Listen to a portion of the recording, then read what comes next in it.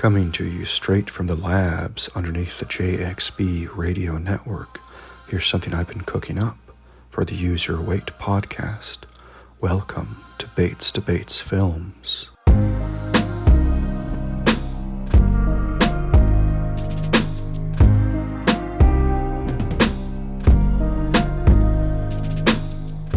Hey there everyone, this is Josh Bates with Bates Debates Films, and I'll be discussing the 1993 film Robin Hood, Men in Tights. Starring Cary Elwes in the title role, this Mel Brooks comedy follows the standard Robin Hood storyline, with one notable exception. More on that later. Robin Hood starts off in the Middle East, where he is thrown into a dungeon, but never fear, because of course he has to get back to England, and fairly quickly. Once back on his home turf, he meets up with Achoo, portrayed by Dave Chappelle.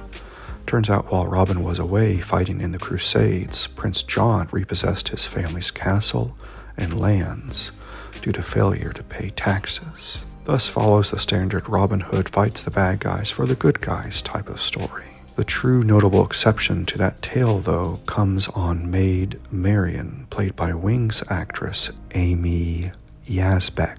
She has a solid steel chastity belt, which cannot be taken off easily. Rounding out the cast is the late, great Richard Lewis as Prince John, and the true MVP of this film, for my money, Roger Rees as the Sheriff of Rottingham. Even if all of the comedic bits don't always work, the acting is top-notch by everyone involved. There are some pacing issues, however most notably there is a scene in the third act which has aged very poorly, where the sheriff tries to take maid Marian in her bed, but has to break the chastity belt first. This is all lighthearted and played for laughs, but the real menace underneath it all just makes the end of the film feel all icky and gross. Because Cary Elwes is playing the dashing lead and it's a Mel Brooks comedy, it's possible not to look at other films that came before this one to compare it to. For my money, if you want a smarter, sharper script by Mel Brooks, go for Spaceballs.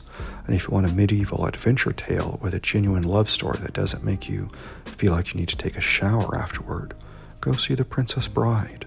Don't get me wrong, there are a lot of things that work for this film. The casting, a lot of the jokes, and the overall lightness and tone throughout its runtime. However, I can't give this a full recommendation, only a 5 out of 10. As of the time of recording, this film is currently streaming on Max, and with all my reviews, it is also available on home media for people who want to rock it old school with their disc players. I salute you.